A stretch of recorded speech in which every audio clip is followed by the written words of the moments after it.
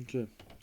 Welcome back to Lenz Comic Corner, classic, last known classic. This episode number 25, 28, and Doubleshot 29, excuse me, and 24, 23. We have a tray of Batman Beyond and issues of Justice League America. And I'll talk about these issues soon after this one. First up we have is Batman Beyond Industrial Revolution, which collects the entire fourth volume, which is only 8 issues. The reason why this was 8 issues because, from what I've read, it was supposed to last longer. And the other reason what ended at issue 8 was because of the new 52 relaunch. Because this is bad timing when it was launched. Yeah. So, the big thing about this book is, this one feels more like a continuation of Batman TV show than Hush Beyond did. It really did. This one felt like more. Remember the same guy who wrote the last book, Adam Beechin. This book introduced a lot of really cool concepts. Yep. So, things starts off with basically Terry beating up a bunch of, jokers. Bruce in the Batcave. And we get some very interesting character moments in this book. So,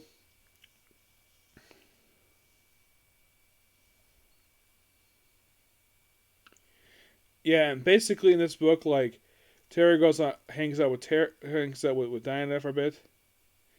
Gets talk to his mom, and of course, Tux, and teams up with the Justice League Beyond.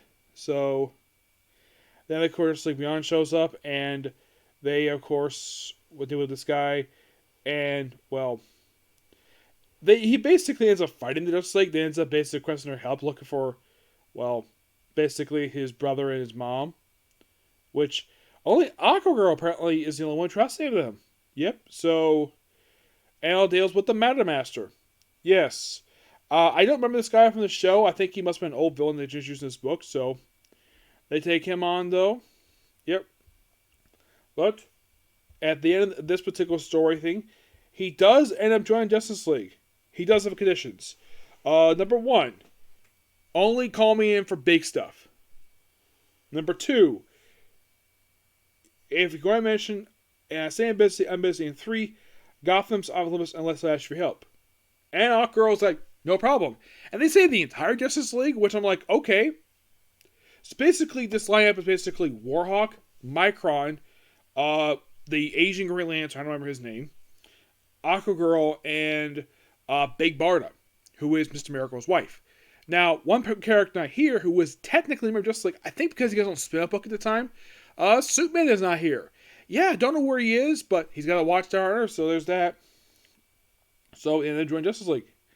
Oh, they also have this thing called Legends of Dark Knight, basically kind of like a backup feature.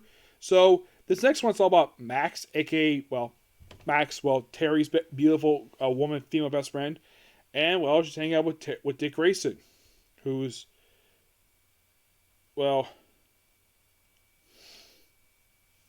actually, it's just Terry basically wearing Dick Grayson's costume for reasons. So, there's some bad guys here. It's all a story involving, Max anyways, from her behind the scenes. And basically, this storyline continues in the Batman Unlimited book, basically, where the whole thing with that one is the Undercloud. That's basically that's the whole start of that storyline. So, the very next arc, which is called Industrial Revolution, which is basically the name of this particular thing. This, I think, takes up issues 3 through 6. Let me take a look at that, just to be sure. There we go.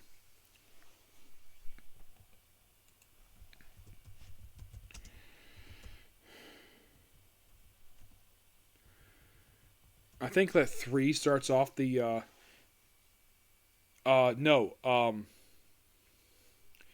basically, Industrial Revolution, I believe.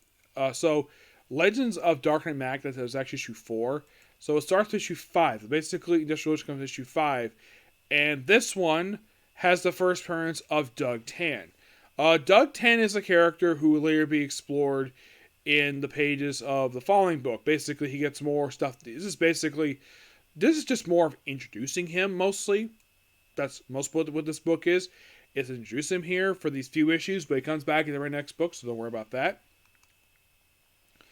And he just released in prison. And also, Paxton Powers from the show has apparently been killed off here for reasons. We also have the first appearance of G. Glenn Godfrey. Oh, by the way, Bruce does mention when he talks to him about G. Gordon Godfrey. Now, they don't say it here, but there is a slight possibility this guy might be related. No, also, Blight is back here. Yes, Blight is back. Yeah, he basically has got a brand new look with him. Yeah, he's basically back. And he's here only for the second half of this book, and that sadly is it for him. That's the sad thing about the character. It's like, after the story arc wraps up, he's never seen again in this universe. Don't know why. Also, they mention the whole thing about Dick Grayson where he talks to the public. And also,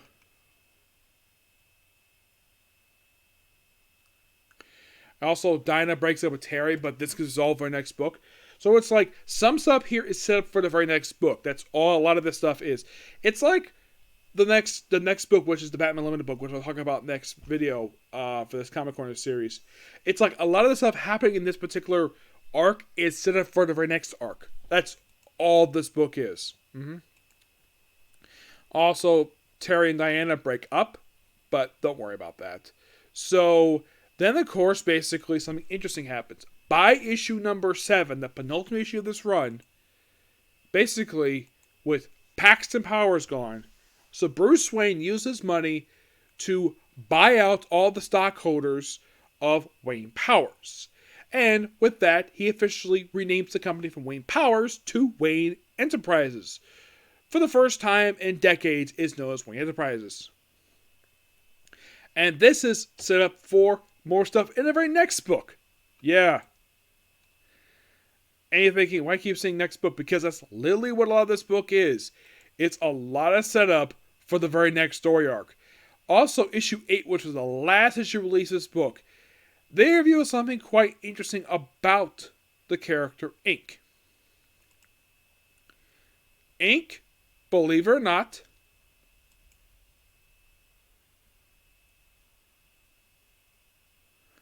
well, she helped out one of the characters in the book. Basically, she has a daughter named Donna Clay, and she gets, injured, and of course, she ends up helping her out. And most of the point is basically her backstory. So the final issue of this book, of this volume, is basically Ink's backstory. Basically about the fact she gave her daughter for adoption. We also have Dr. Thane in this book.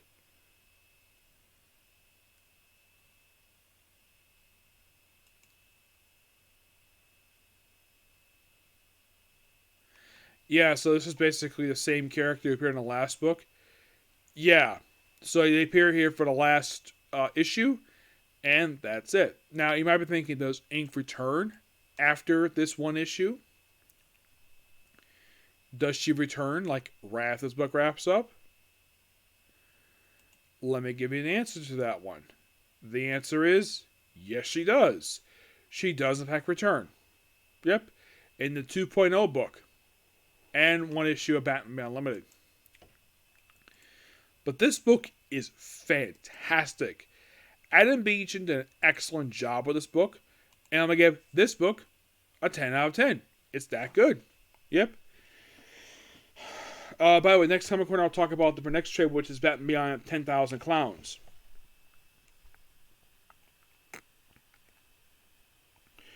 Next up, we're going to talk about Justice League America. Now, these issues, 36 to 52, along with annuals 4 and 5, these are, the last issue of this book. They're done by Keith Giffen and Jamie Mathias, the original creators of this run. Ken McGuire's the book at this point in time, so. Now, I originally was going to do 36 to 40, but I figured, though, because I'm going to do Batman Beyond, why don't I just do the whole thing? Do these 17 issues. That's literally what it is, 17 issues plus 2 annuals. Now, what happens over the course of these issues? Well, in the case of issue number 36, we have debut of a character named Scarlet Skeeter. Yeah, who's not really around very much in comics per se. Yeah, and apparently this character is a parody of the Silver Surfer. Yeah, he's only here for this one issue, appears in the annual, which we'll talk about, and appears in like fewer comics, and that is basically it for the guy. Also, Larissa Maller pops up in this book too with Legion. Mm-hmm.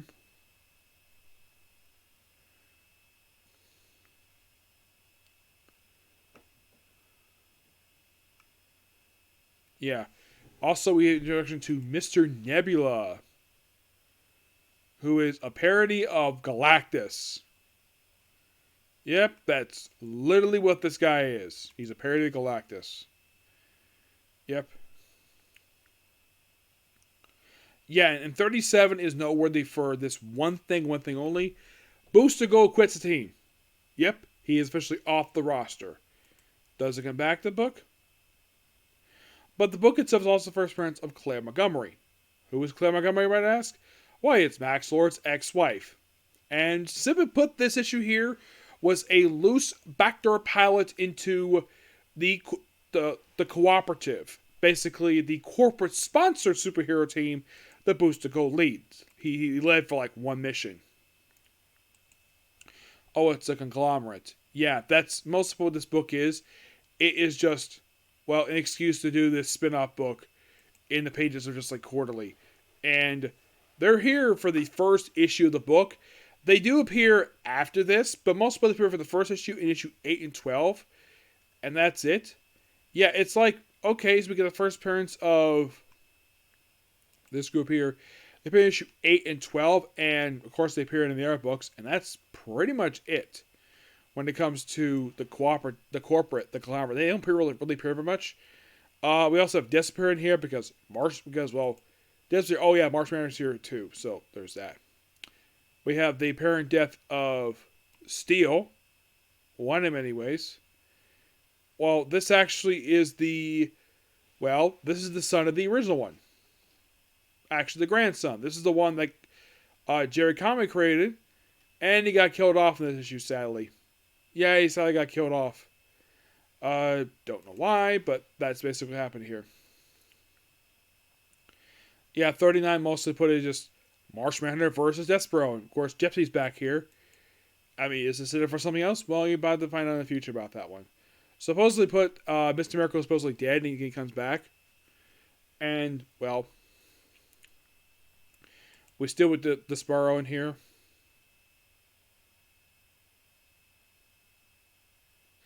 Yeah, and then basically 41 is noteworthy for exploring something that happened back in the 80s when Maxwell gets powers. Yeah, so becomes Maximum Force and features Batman. It's like a low-key issue per se. And then, of course, 42's membership drive. And they get 3 new members. Light Ray, Elron. We even have Orion. Yes, because they want to recruit like Starman. This is the Will Paxton version. So they end up having 2 new gods from 2 people from New Genesis join the team. Apparently, Oberon just recruited them. Yep. It's like, hey, you wanted 2 members? Here you go, Oberon and Light Ray. Like Orion and Light Ray. Though Orion, this is quite weird. His outfit is so drastically different from how Jack Kirby designed him. And of course, basically, Max asked Eva's question, who the heck are these 2? Because apparently he doesn't know. Oh, here's a little fun fact about this particular version of Starman. This one here, I believe, this actually, he did have his own solo book, believe it or not. Yes. Yeah, Will Paxton. Will Payton, excuse me. Let's see. He's the creation of Roger Stern. Yep. Roger Stern created this guy. Yep. They also include El Diablo, Gypsy, Hawk, Dove, and of course, well, Big Barney, I'll say no, but they have gained 3 new members.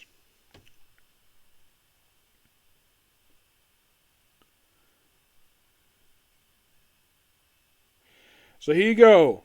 Like, Light Ray is the one on the right. this guy with the big shoulder pads, that apparently is Orion. I'm like, what the heck? Why the heck is Light Ray and Orion got hair like this? It is so odd. And I know what Orion looks like. And here's something. This is technically Orion. So, Elrond, if you don't know who he is simply a robot who was a character who just joined this group. And, well, I thought that was quite interesting. This is the issue where Orion officially joins the roster for the group. He doesn't do much for the team, per se. Not really. He just is here. Yep. And, of course, they deal with a guy named Crowbar. Yeah, it's mostly supposed to deal with some of these minor villains. Black Mass, Black Rock, Brainstorm, Buckeye Man number 2nd, Calendar Man, Calculator, Cavalier, Crowbar, Kite Man, Mosh, Mr. Micro, Quake Master, Sonar. This is, of course, apparently an imposter. Weather Wizard, and Wally Tarboni. Yeah. This is basically a guy. It was an imposter. It's not the real one, per se. No, not really. So you're thinking, who the heck is Wally Torton? It's just a goth journalist who just happy antagonist. Yeah. Bug-Eye Bandit. He's an old Batman villain. And this is the second version of the character who only appeared 4 times in DC Comics. Aside from this one issue, he also popped up in issue of JSA, Avengers Superman, and the issue of Gail Simone's Wonder Woman. So you gotta think like 44 like that. So in the case of 44, it's more fighting more villains, which I always think it's quite cool. Yeah, then we have Date with Destiny, where basically where this is quite hilarious. Where in this issue, Guy takes Ice on a date, but he tells Ice, you get to pick this time. Because last time we had a date, Guy took her to a porno. I am not kidding about that. And they took her to a circus where, this I think was really weird in this book, where there's also sort of like a female Guy Gardner. I'm thinking because I remember seeing this version pop up in just 3000, did Keith Giffen and J.M. Matthias basically tease his character as far back as this book, the female Guy Gardner? Yeah, I thought that was really interesting, that one was. But there's also this joke at the end of that, the parody of Guy Gardner, this circus play they went to, turns out that's actually what the person looks like. Yeah. And then, of course, 46 to 50 is a very interesting 5-parter. Because in this 5-parter, we're introduced to the Captain America parody. A guy by the name of General Glory. Yep. Who gets his power by reading a quote from a comic book. And hi, I'm General Glory, and he ends up joining the Justice League America book. Yeah, he joins the group. Apparently Guy is a big fan of this, so he just joins the roster. Not long after this. Really? Yeah, so I found this 5-part to be a lot of fun. Yeah. He's also allegedly accused of war crimes. Turns out they're all fake. Yep, and it's all wrapped up in issue 50.